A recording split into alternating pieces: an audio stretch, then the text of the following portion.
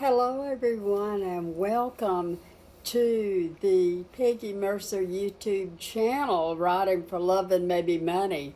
And we are getting back to the writing videos, and I'm excited about that. School starts soon, and I said that when we got close to the start of the new school year, I would start back with the writing videos because so many of you have contacted me and said, please start back with the writing videos. And so today is August the 1st, and welcome to the great month of August. In other news, I am working on the prayer book, and that comes out in the fall. And I have some other projects and have some projects with my New York agent. And so there's a lot of writing excitement. I do have a new song coming out called Stories, which will be on Spotify, and I will let you know about that. Today's video will wrap up some ideas that I will share with you on writing for children, and I hope this helps you, and I believe that it does. So many writers that I run into say that they want to write a children's book. They say that they want to write poetry, and they say that they want to write a novel for adults, but they never write.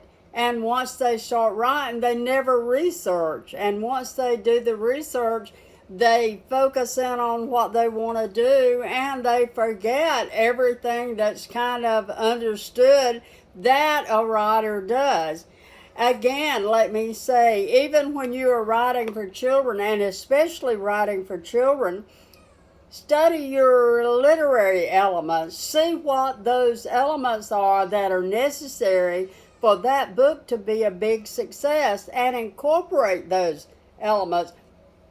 Start where the story starts.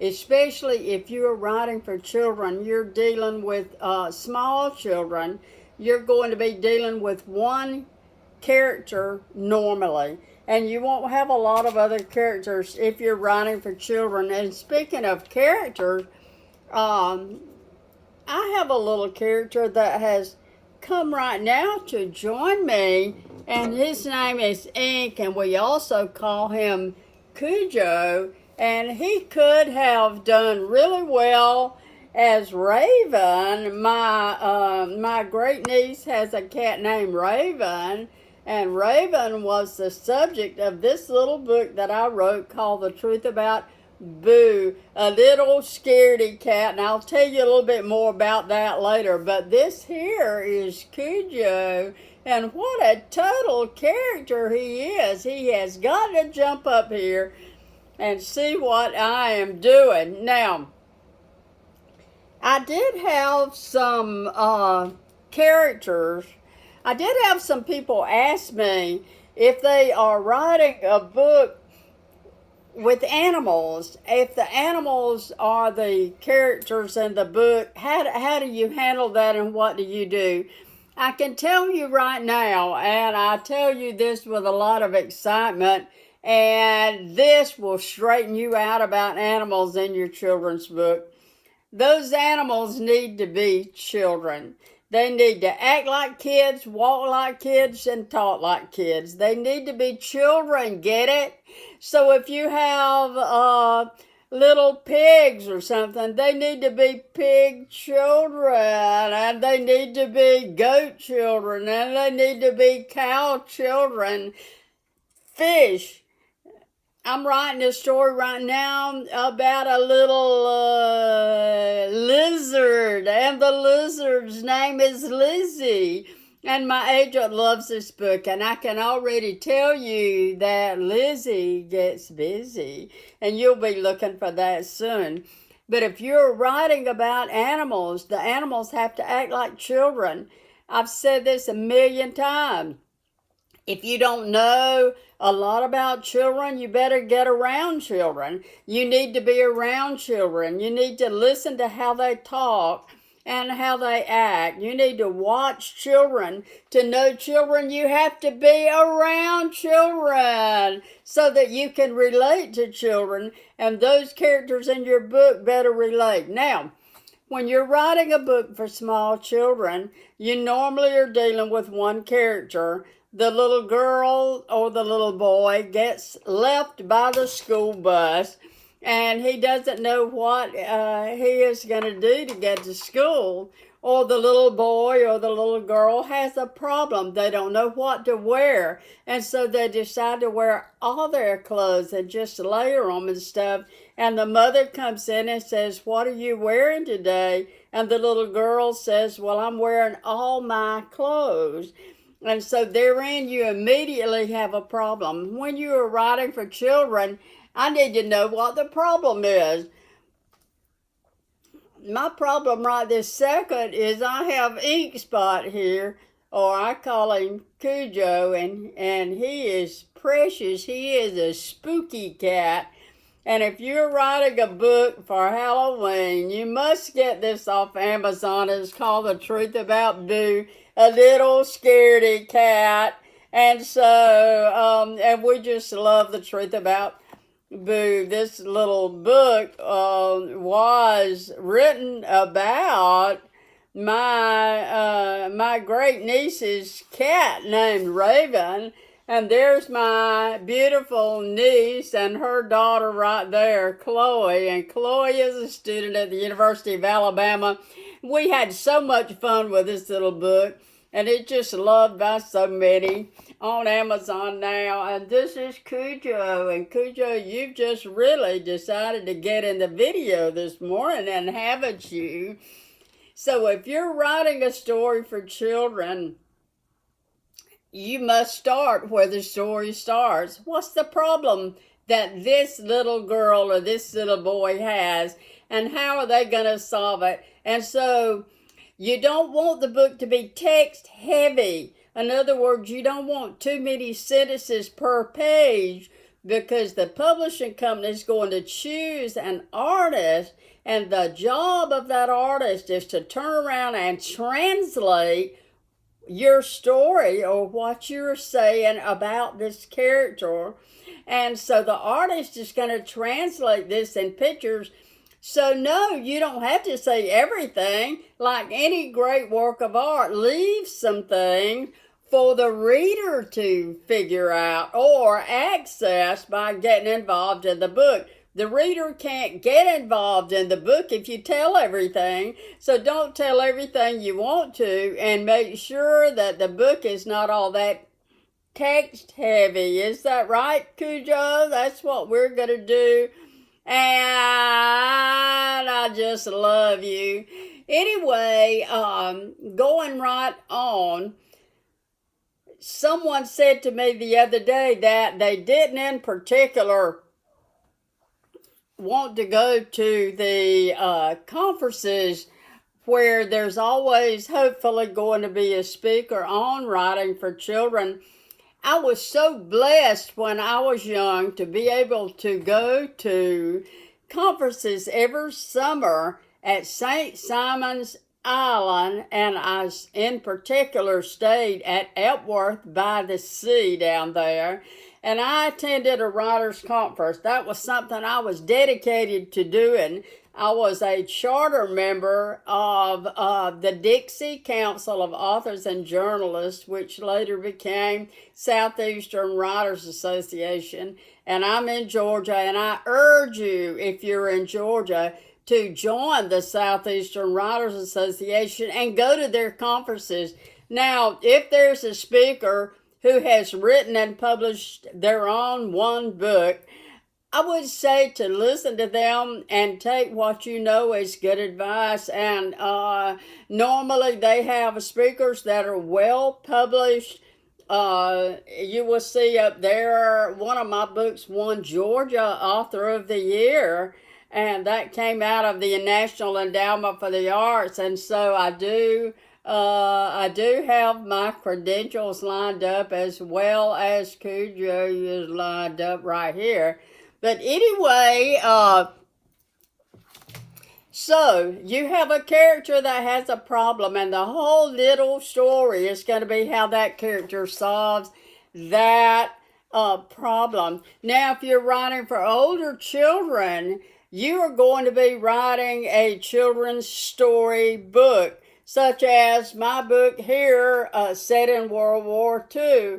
The only book, according to my publisher, ever written about the paratroopers in World War II and written about my dad, a paratrooper in World War II, with pictures by the absolutely wonderful Ron Mazellin, who did the pictures for Sunsets of the West and Easy Nizzy Nazzy and so on. And you just don't get any better pictures about the soldier going to war. So I will tell you that if you're writing an older book that comes into the storybook category, then you do have more text and you do have to tell this, but you still aren't going to tell everything because the artist, remember, is going to be translating your story. In my book that won Georgia Author of the Year, Peach with a Well Run Dry, about the children looking for water, this is more story because this book here, Peach with a Well Run Dry, is what's called an early reader. So there are different categories for children's book, and you need to figure out what category your children's book comes in, and then figure out what the word count's going to be and so many details, and then you get an outline. You make an outline in a composition book, and yes, I know some of you just hate that word outline, but you better learn to love it because I require all of my writers that I teach and work with, and I've worked with many, many writers. I've worked with people who work with major news channels. I'm working with a great writer right now on a horror book, John Doriot from Evans, Georgia, and I'm so excited about his new horror book. And so that is an adult book, and we won't go into that right now, but we'll get into some of that a little bit later on. So, talking about children's books, how do you learn the tricks of the trade and how to write a great children's book? One thing that you want to do is you want to go to these summer conferences, and some organizations have winter conferences. Now, I'm going to tell you something that nobody else will tell you because writers who teach writing just do not want to give away all of their info. And actually, I've heard some writers say they don't want to tell everything they know because they don't want to create competition. How awful that is. Tell everything you know. Help another writer, okay? I'm all about helping you get your children's book published. Go to these summer conferences. Go to the winter conferences. There are organizations that you need to get involved in and stay involved in, not only for networking purposes, but for learning purposes. Folks, you can't just be a writer and say, I'm going to be a writer and get my books published. Your books will never see the light of day unless they're great writing. And I want to separate you from the wannabes and the great writers. And I want to tell you some things about how to become a great writer. Then I'm going to add some stuff about markets in there that you have never heard before.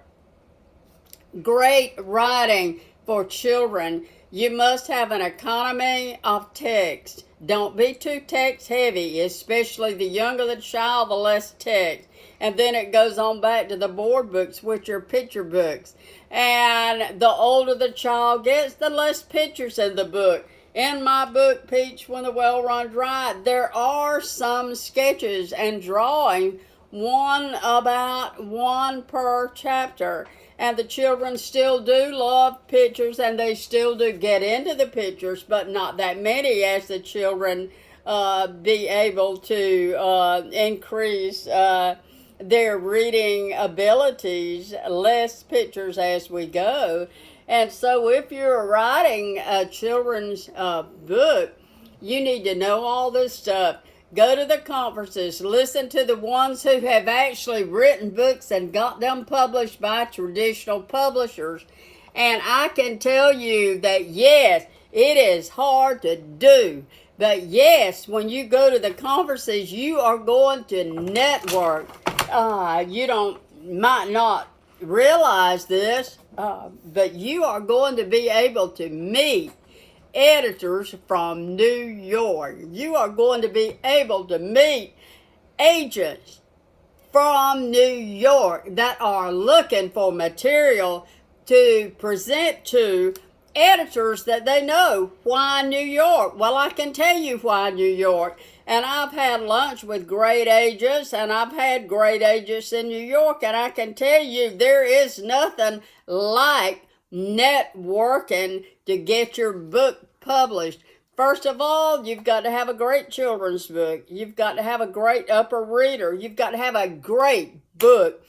How do you do the writing so that it is great? You write from the heart. Do you hear me? You have to pull this book out of your soul. You have to laugh. You have to cry. If you don't laugh and cry, the reader's not going to laugh and cry. If they don't laugh and cry and invest their feelings in your book, then you can count this book as unsuccessful, and you will probably never find a publisher. But if you can invest even in a cute little children's book where the animals are doing things, if you can invest feelings, if you can act like kids act, and if you have something so important. Remember what I've said always about writing for children? Children see themselves as a big cheese. Even the antagonist, the protagonist, each character sees himself how. And you have to get this across, and I know that you will. Now, I have been talking about networking and going to these conferences. Some writers just sit around and say, oh, I'm a writer. I'm a world class. I'm a noble writer. I'm a wonderful writer. What have you got published if you're so wonderful? You have to ask that question.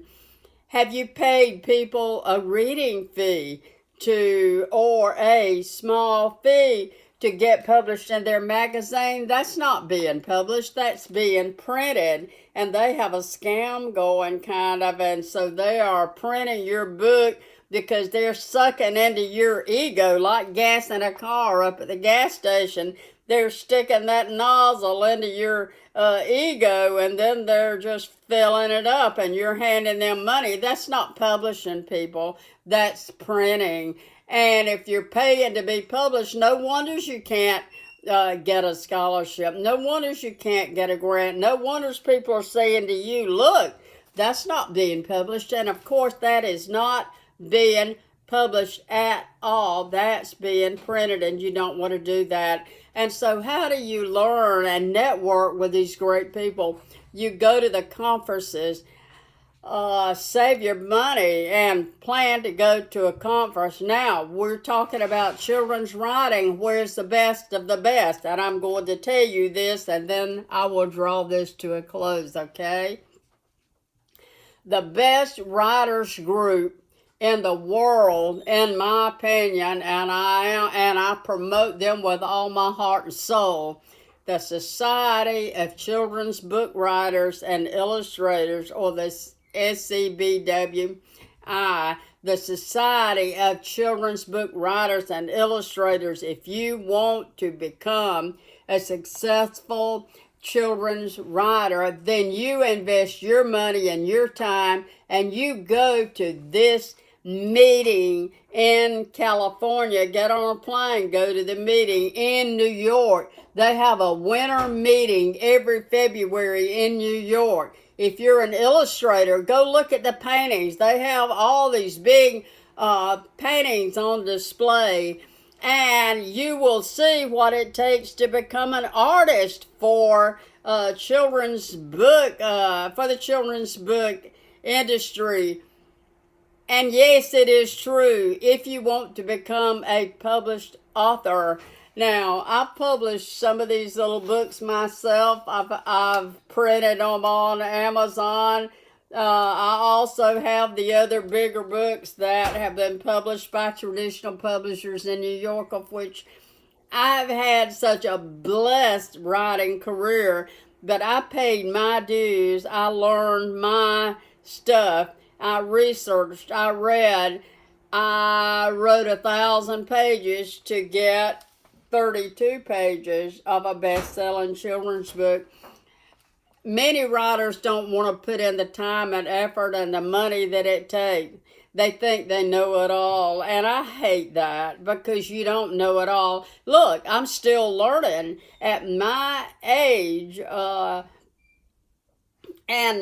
no mention of what that is, of course, but I am still learning. I am still writing. I am still trying to flesh out the themes of the stories that I write, and my goal is to lift the world of children up with hope and friendship and inclusion in my children's books. Go to the conferences, join the SCBWI, and it will change your life. And yes, it takes money. It takes money to become a children's author. It takes hours and hours and hours. Other people are doing other things, and you're in here working on your children's book because you want to become a published author. And I know that you can become a published author. Will you stay with me on my writing channel, Peggy Mercer YouTube? I do all kind of things. The next video is going to talk about writing poetry because I just happen to be what's called a best-selling American poet, and my books have been posted next to books by Judy Blume, books by Khalil Gibran. It doesn't get any better to my way of thinking than seeing this happen to my poetry. And I will do a video in a few days on writing great poetry. I have a lot of aspiring poets out there who have just about covered the whole pay for publication scenario, and that is so sad because they're wasting their money. Nobody reads their stuff. They throw the books in the garbage when you walk by. We are going to talk about how to become a best-selling American poet in the next video, and I hope you'll join me. Meanwhile, hop over there to the right of your video and click like, because that is how YouTube sort of grades me on my videos. I do a series also of videos to promote Trump, whom I have supported since way before he ever ran for president the first time.